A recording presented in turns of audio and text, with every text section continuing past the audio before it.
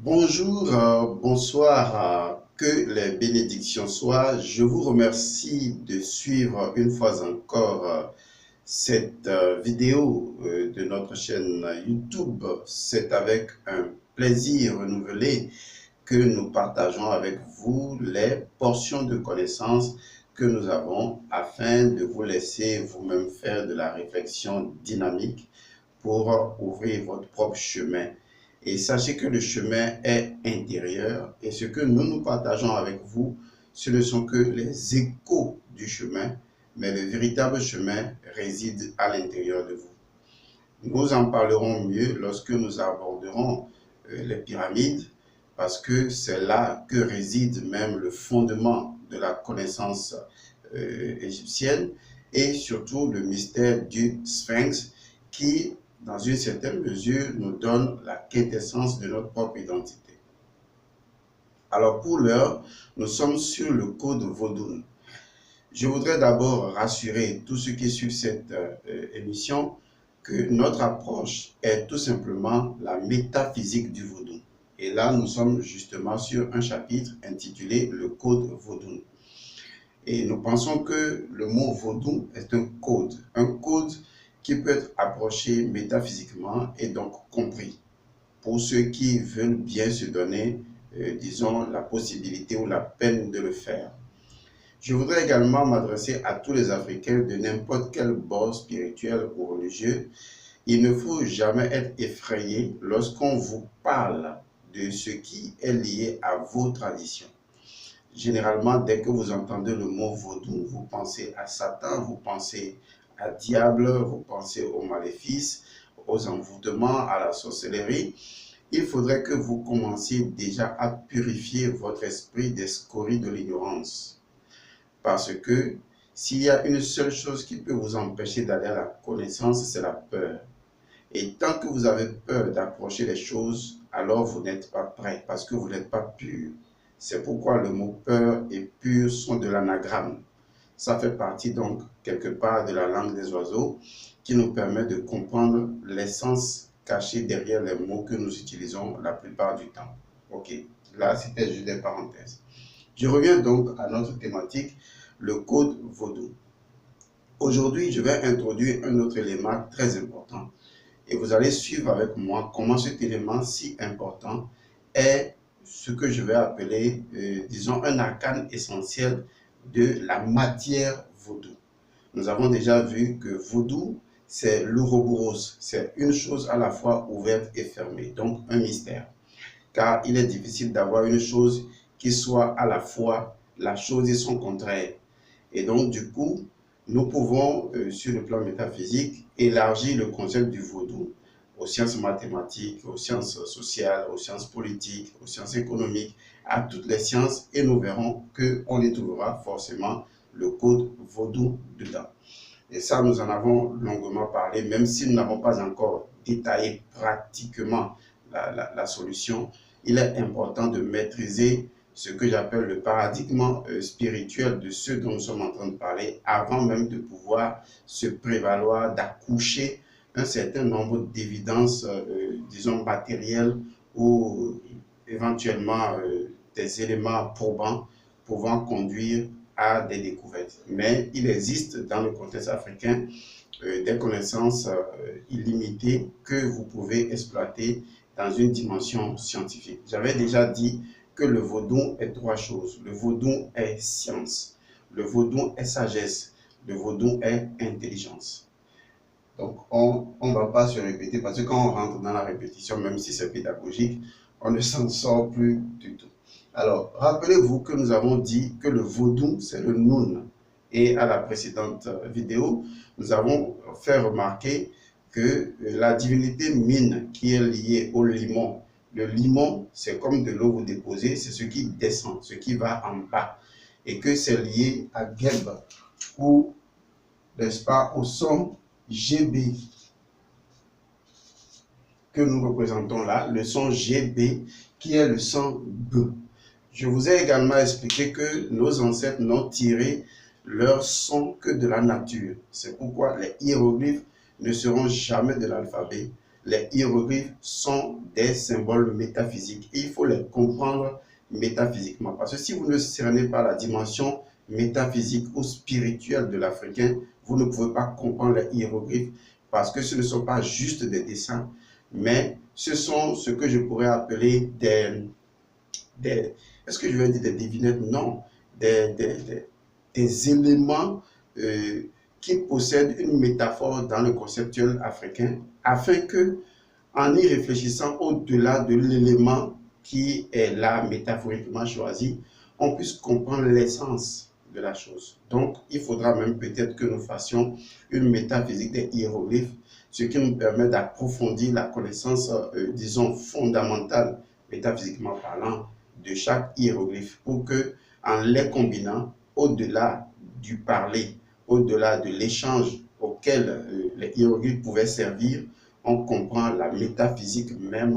africaine, la vie même de l'Afrique qui est liée à la dimension essentielle. Donc, nous revenons donc au son B, qui est ce qui descend et qui est lié également au limon et qui concerne le symbole de ce que j'ai appelé la reproduction, la vie, et donc à la divinité mine.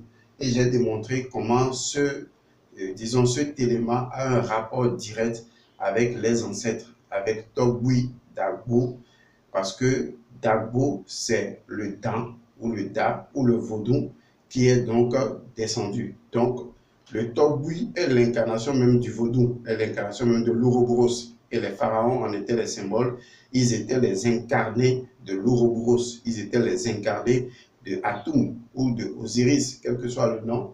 On verra bien comment ça va s'agencer tout ça. Alors, ce qui est intéressant avec ce son, c'est que dans les langues africaines, il suffit d'ajouter un E pour qu'on ait également une voyelle, bien sûr, un E pour qu'on ait justement une autre réalité. C'est là que vous allez voir que dans certaines langues africaines, comme par exemple le mina ou le fon, on retrouve le son B. B. Ça peut être dans les langues africaines ou généralement dans la langue fon ou mina. Le B, c'est ce qu'on pourrait appeler le verbe ou la parole. C'est vrai qu'il y a une différence entre le verbe et la parole, d'accord? Mais les deux procèdent de la même énergie, si on peut ainsi dire. Puisque là, le son B va donner B, c'est-à-dire le verbe. Mais qu'est-ce que cela veut dire concrètement? Cela veut dire que nous avons le Noun, qui est donc l'Ouroboros, que nous avons identifié. Donc, à l'intérieur de l'Ouroboros, nous allons avoir ce qu'on appelle le B. Le B, tel que je l'avais indiqué de par le passé, nous avons B. Mais ici, c'est le B que nous avons. Or, le B, c'est tout simplement quoi? C'est tout simplement la vibration. Excusez, il faut qu'on fasse économie de papier. C'est la vibration. Le B, c'est la vibration. Le verbe est la vibration. Donc ici, on voit clairement que le Noun, vous voyez, le Noun est vibration. Le Noun, c'est encore ce qu'on a appelé Vodou. Vous voyez, il faut que vous fassiez les liens, hein. Sinon vous n'allez pas suivre. C'est le Vodou. Le Noun, c'est le Vodou, c'est l'Ouroboros, c'est le Nil, c'est le sang. On en a déjà parlé. Ce sont des états de compréhension. Donc, on dira simplement que le Vodou est le B, c'est-à-dire vibration.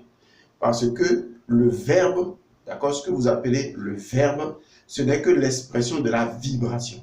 Donc, le B, d'accord, c'est la vibration. Puisque au sein même du Noun, il y a une forme d'activité, d'accord, qui permet de pouvoir avoir le B, de pouvoir avoir le limon à l'intérieur même du Noun. D'accord? Cette activité à l'intérieur même du Noun, c'est ce qu'on va appeler tout simplement la vibration, qui est le B, ou qui est tout simplement le verbe. Donc, d'une certaine manière, il faut comprendre que quand on prend le Vodou, ce qui est caractéristique du fonctionnement premier à l'interne même du Vodou, c'est le verbe. Et on reconnaît très bien que dans nos langues africaines, dans les traditions africaines, dans les traditions culturelles africaines, on réalise que l'élément activateur, voilà, oui, c'est un bon mot ça. Oui, l'élément activateur du vaudou, eh bien, c'est le verbe. Puisque le verbe lui-même procède du vaudou et le verbe devient, via les incantations et les formules sacrées, le verbe devient, via la parole, l'élément qui va faire, disons, agir le vaudou, qui va permettre au vaudou de se mouvoir, puisque la vibration est tout simplement une forme de mouvement à l'intérieur même du vaudou, une forme d'activité à l'intérieur du vaudou, pour nous montrer que le vaudou est tout simplement vibration.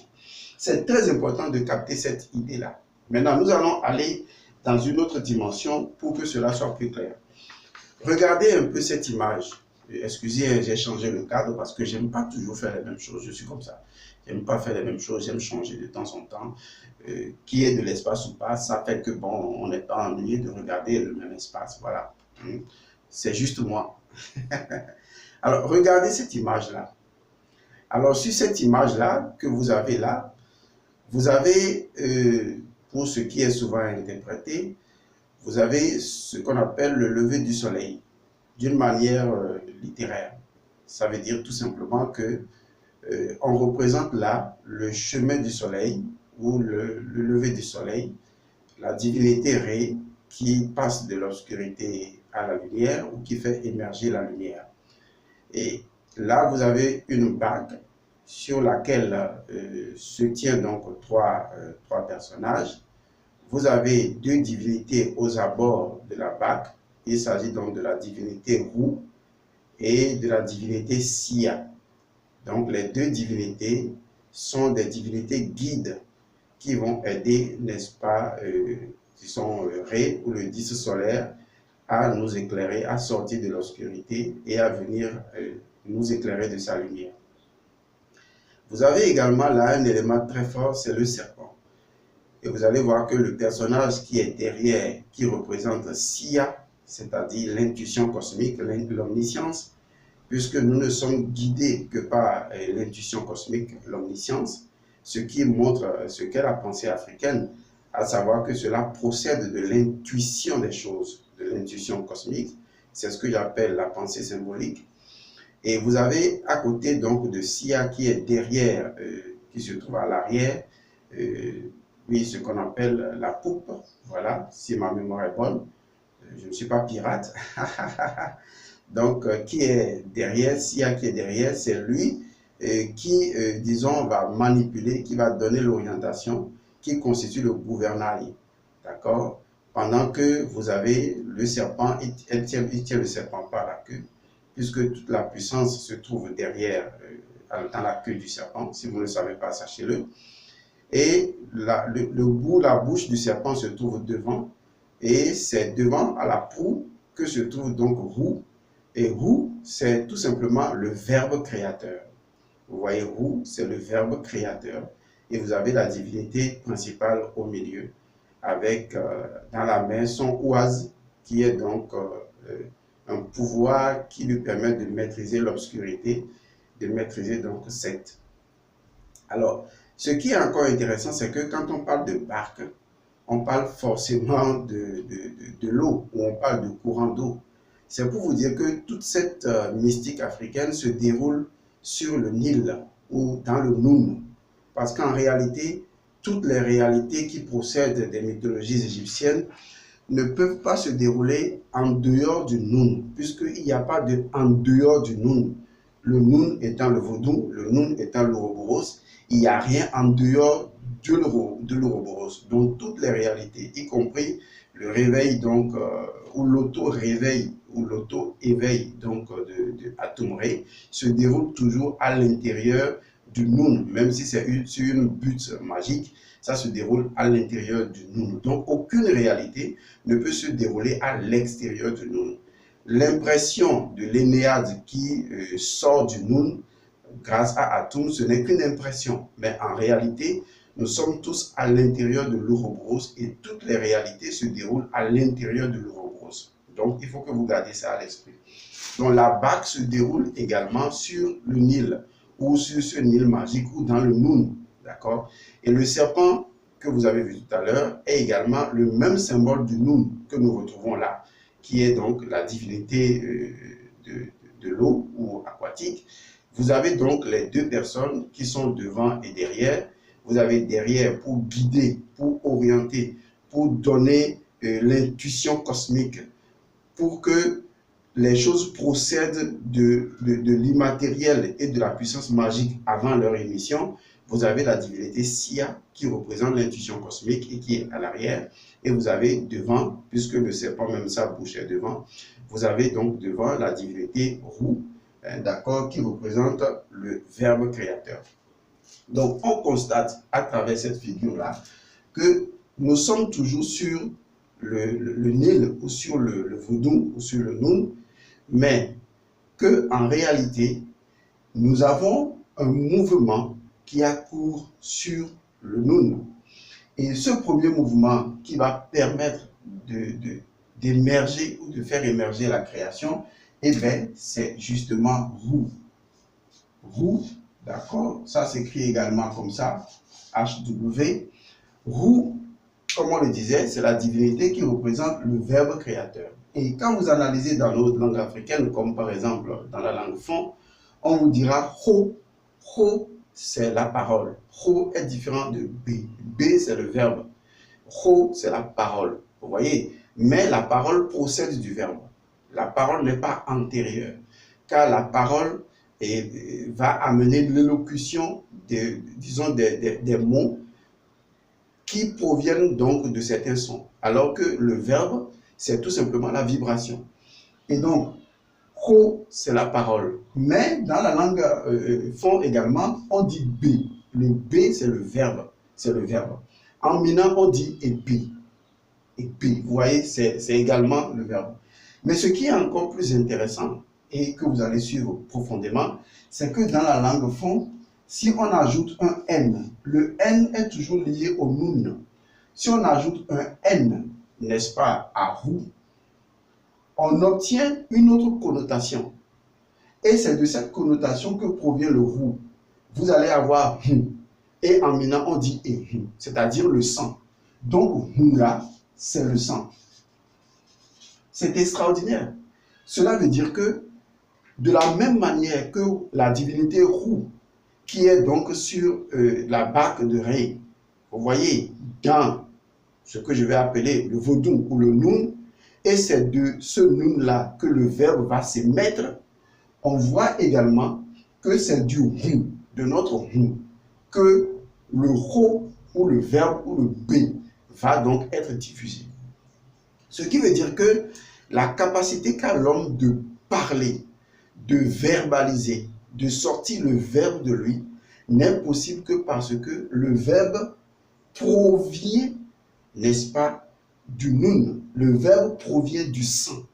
Et il y a une profonde connotation, corrélation entre le sang et le B.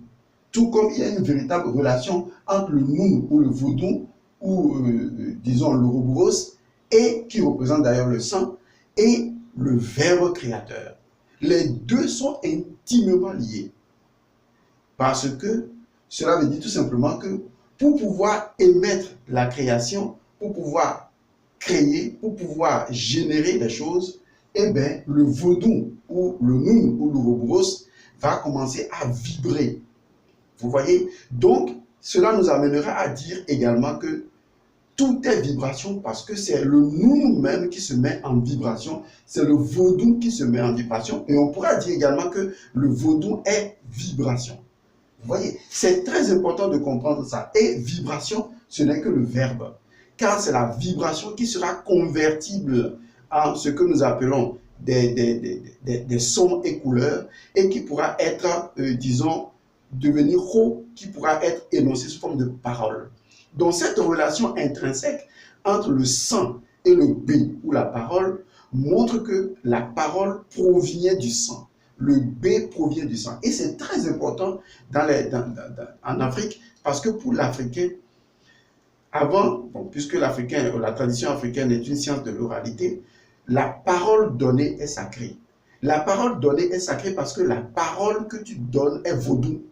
La parole que tu donnes est vibration. La parole que tu donnes est liée à nous. est liée au Nil, est liée au sang. On ne peut pas distinguer la parole du sang de l'individu. Ce n'est pas possible.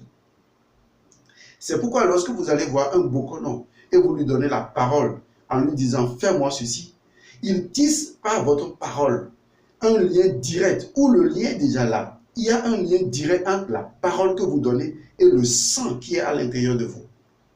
Donc, la parole que vous donnez à un individu, c'est votre sang que vous lui donnez. C'est votre nounou que vous lui confiez. C'est votre vaudou que vous lui confiez. Donc, manquer à sa parole, c'est déshonorer son vaudou. Oui, c'est vrai. Vous avez oublié un détail. Étant donné que nous sommes nous-mêmes, nous avons nous-mêmes en nous-mêmes le nous, puisque la représentation du sang est le nous en nous, je vais vous dire que nous sommes nous-mêmes potentiellement un vaudou. Parce que nous sommes le vaudou. Je vais commencer par là. Puisque de toute façon, nous-mêmes, nous sommes un Dagbo. Vous voyez, nous sommes l'Ouroboros qui est descendu, nous sommes le Dagbo.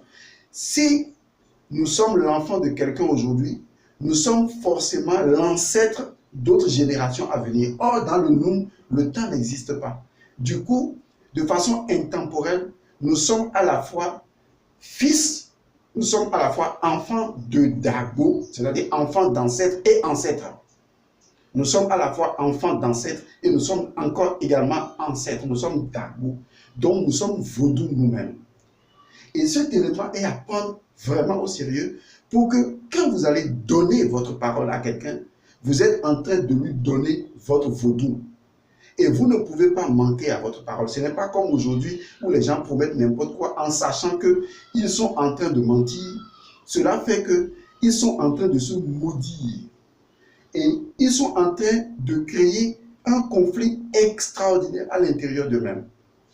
Généralement, les gens ne savent pas que à chaque incarnation, vous êtes lié à un vaudou. Vous êtes le vaudou, certes.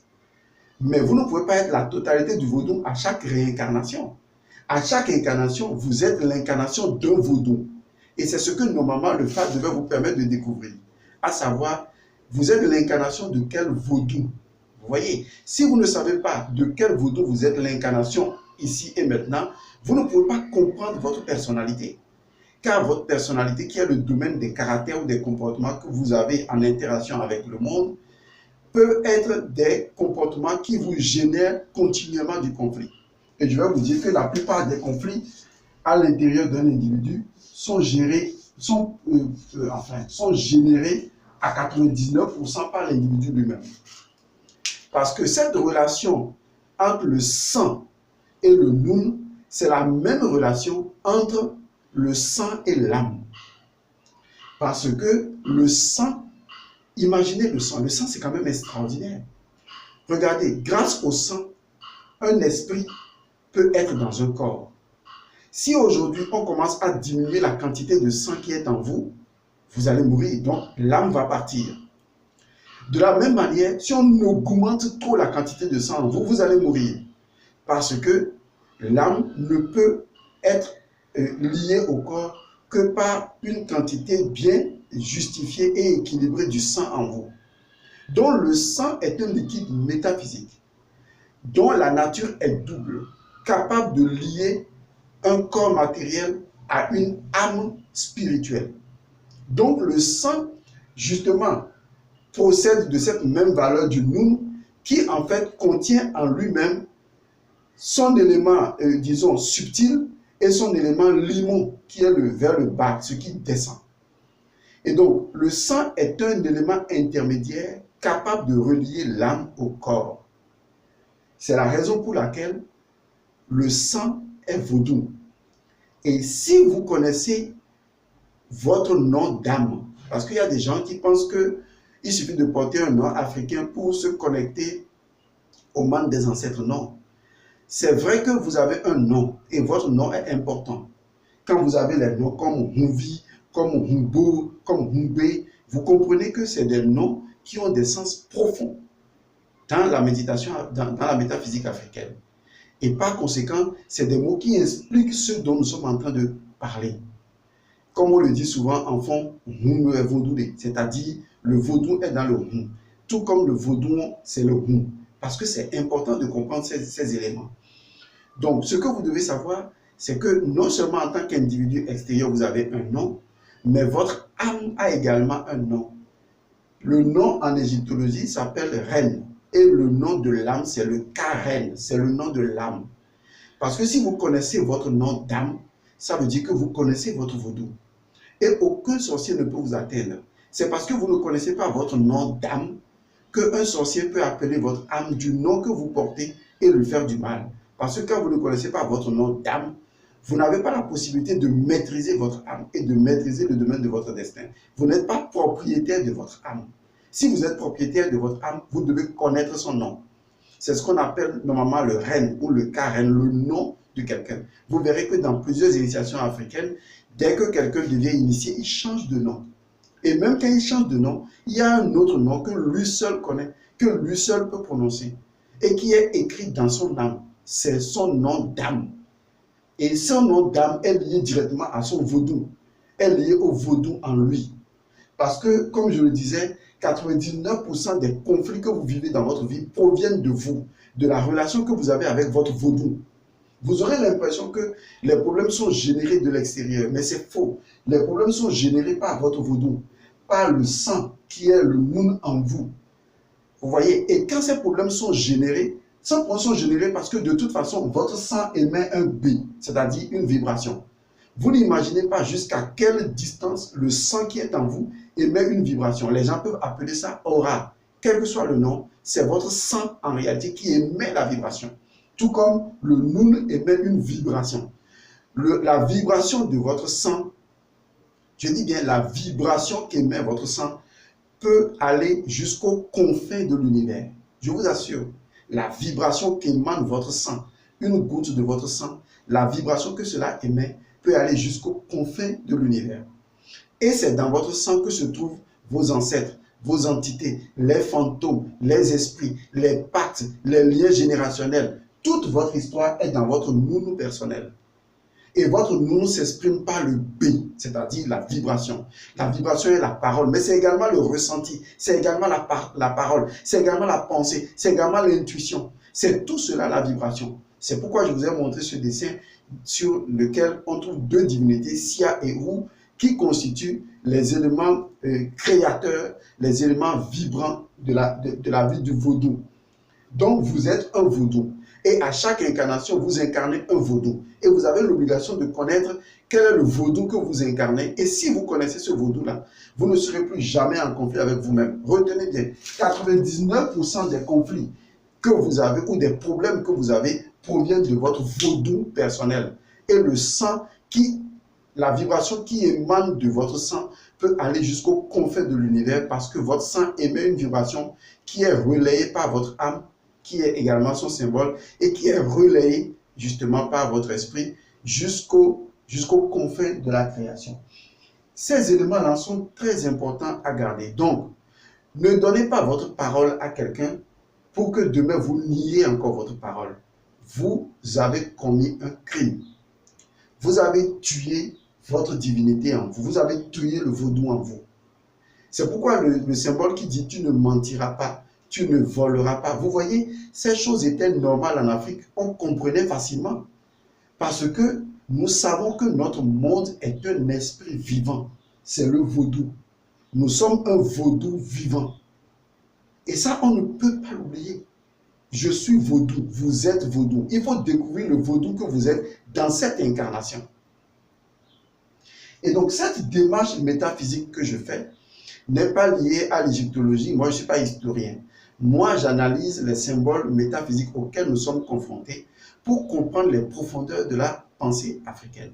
Ok. Donc, vous avez donc le Noun, le vaudou, le Rou. Le Rou ou le Ho ou le Rou. D'accord? La parole, vous avez la vibration, vous avez le sang. Et tout le mystère est dans le sang. Quand on vous parle du sang du Christ, tout ça, c'est le Noun. On dit que Jésus a donné à ses apôtres son corps et son sang. Bon, le corps provient du sang. Donner à boire. Vous voyez, boire. Vous voyez, il donne son sang à boire. Le sang du Christ, c'est le Noun. Le sang du Christ, c'est le vaudou. Le sang du Christ, c'est le verbe, c'est le B, c'est la même chose. C'est une métaphore.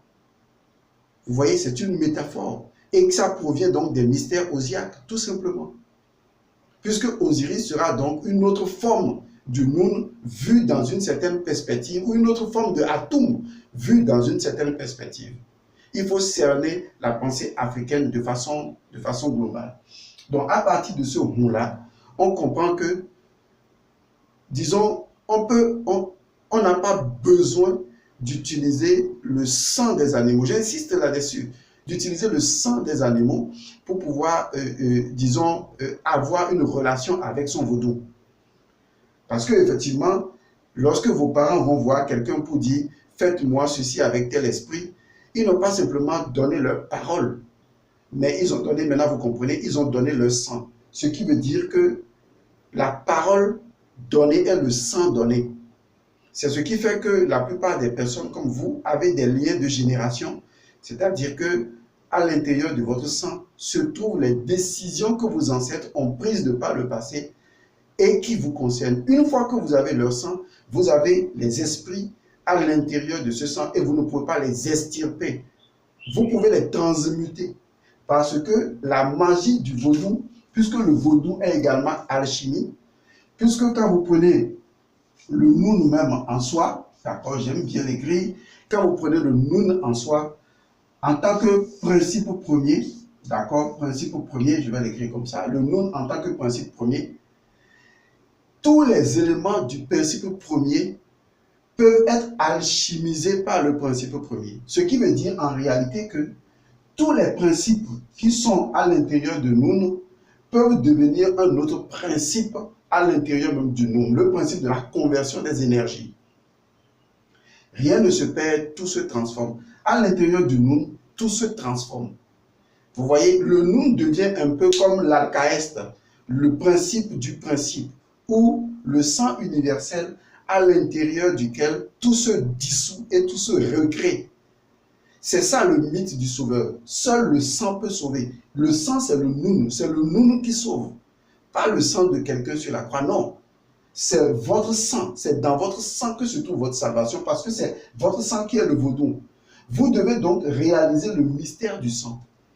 Car à travers le sang, vous pouvez reconvertir toutes les négativités, toutes les énergies et leur redonner une nouvelle dimension. C'est pourquoi en Afrique, les rites du sang sont les rites les plus puissants. Parce qu'un rituel du sang permet de recueillir les informations, de les plonger symboliquement dans le Nun et de les faire ressortir. Mais malheureusement, les gens ont perdu le nom premier qui permet de faire agir symboliquement le Nun. Que à l'église, le prêtre dise, prenez ceci est le sang de Jésus, mais il veut parler du Nun, et c'est toujours le vaudou, c'est le sang, c'est symbolique. Parce que c'est à travers le sang que tous les éléments sont déconstruits et reconstruits. Le sang est le principe fondamental même de l'alchimisation de tous les éléments. Dans le sang, tout devient tout ce qu'on veut que tout soit. Et c'est le plus grand mystère qui ait jamais existé. Et c'est un mystère dans toutes les traditions universelles. Je vous donne ces éléments pour que vous le compreniez. Et le mystère qui relie, qui fait agir le sang ou le vaudou, c'est les incantations, c'est la parole. Des paroles justes, des paroles bien ajustées, des paroles ordonnées, harmonisées, équilibrées. Lorsque les paroles sont harmonisées dans un rythme précis, vocalisées d'une certaine manière, eh bien ces paroles-là font justement agir le vaudou ou l'un des vaudous qui se trouve dans le vaudou. Mais si j'ai un conseil à vous donner, cherchez le vaudou que vous incarnez dans cette incarnation. Et vous verrez qu'en faisant la paix avec ce vaudou, vous êtes heureux.